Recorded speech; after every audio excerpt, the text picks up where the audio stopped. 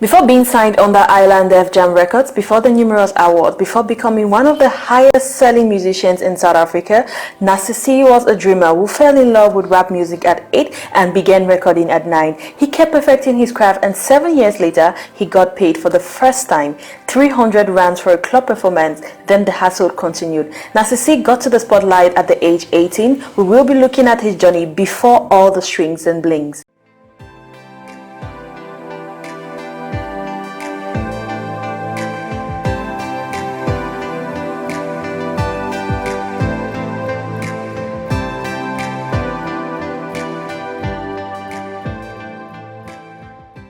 Hi guys, and welcome to another edition of Before the Spotlight. Remember to subscribe and hit the notification button. Today we'll be looking at Nasisi before the spotlight. What was his life like? What steps he took to earn him the wide range of success and fame he presently enjoys? This is Nasisi, the young 15-year-old producer slash rapper slash songwriter. This right here was a beat made by me just about 5 minutes ago. If you want it, and if you want me, follow me on Twitter at @IamNasisi. That's Nasisi with an underscore.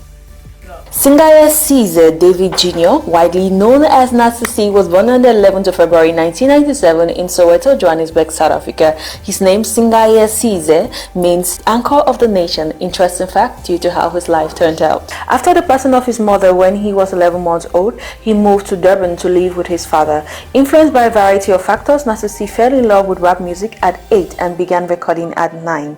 These factors were an elder brother involved in music production, a brother who taught him how to produce music at 9. Another factor was riding in a taxi which played songs from Lil Wayne and T.I. and spending most of his time indoors, either drawing or working on his computer. All these factors put together inspired Nasisi, who then bear the show name Manjay, to start his rap career at 9. Due to the vulgar words used in his 9-year-old rap lyrics, his first music producer gave him the name Nasty Cat, a name he later modified to Nasisi. Being a 9-year-old inspired by tracks from T.I. and Lil Wayne, his then lyrics were greatly inspired by what his role models said in their songs, so his words were foreign from his reality. But still, he was able to gather an audience of mostly his peers. During an interview, when he was asked about the early days of his career, he told the audience he attended a primary school close to the high school he later attended, the high school in which his elder sister attended. Before his arrival at the high school, his elder sister had already shared her younger brother's songs with the kids in her school. So before Nasisi's arrival at this school, he was already known, his talent was known, and the other boys awaited his coming for different reasons. Some wanted to have a rap battle with him, others wanted to meet the talented kid. As a result of being known and protected by the older kid, then aka Manjay never got bullied, and it was at this high school where he got his first experience of performing in front of a crowd. At that stage of his career, before the spotlight, before he had a team, before he had a record label behind him, Nasisi performed at all school functions. He produced his own songs which he shared using BBM. Sharing his music on BBM was how he got his first manager. From writing lyrics to making beats and merging the two, mastering the song, he did all of that. With the help of his friends, he was able to shoot his own music videos, either with phones or borrowed cameras, video which he then edited himself. Before we proceed, in case you're wondering what BBM is, it was a mobile instant messenger and video telephony application included on BlackBerry devices. Now let's get back to it. At the age of 15, Nasisi released his debut mixtape, One Kid, 1,000 Coffins, on the 14th of May 2012. Then at 17, he then released his debut EP, LAME, which means Levitating Above My Enemies, on the 4th of April 2014. The following year, on the 10th of February, he released his second mixtape, Price City, which produced a successful single, Juice Bag, that raised his prominence. In the same year, he did a remix for this hit track featuring Casper Nyovest and Nigerian musician Davido. Nasisi was 18 when he finally got the spotlight. Though at the time, many believed he would be a one-hit wonder, they thought that was it. A one-time inspiration, he was done. Men, were they wrong. On the 11th of February 2016, Nasisi released Hell Nah, a track which came to him on the day before his birthday when he was hanging out on a balcony with his friends. On that balcony, he got the hook and the first verse, and on the next day, his birthday, the song was ready to be made public. At this point in time, many more people began paying attention to the upcoming talent, attention which led to a call from Rock Nation, yes, Jay-Z's Rock Nation. Buzz was created. Many believe signing to Rock Nation was the next next step for Narcissi, but this was not the case. He decided to go with Mabala Noise Entertainment. When asked why, he said, "I'm happy with what I got.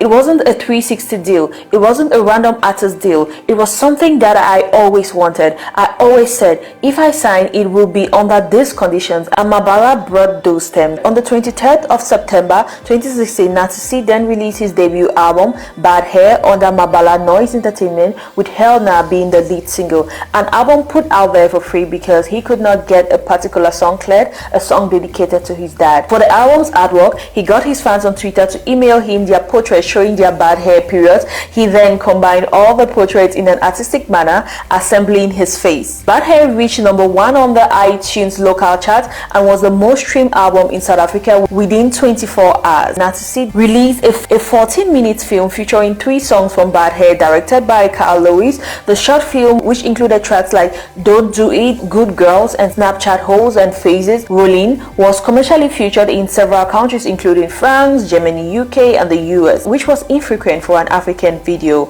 On the 2nd of December 2016, Narcissi released the extended version for the Bad Hair album, named Bad Hair Extension. Bad Hair Extension featured new songs including the lead single Allow featuring American rapper French Montana. Narcissi's 2016-2017 work earned him many accolades. He received his biggest nomination, which was from 2017 BET Award for the Best International Act Africa, where he lost to Wizkid. He also got nominated for 2017 MTV Europe Music Award and was ranked number 3 on the 2017 MTV Base as a Hottest MCs. By the year 2017, Narcissi had been nominated for 7 awards and won 5. That is South African Hip Hop Awards 2015 and 4 16th Metro FM Music Award, 3 for the Bad Hair Extension, and an award for the Song of the Year, Hell Nah.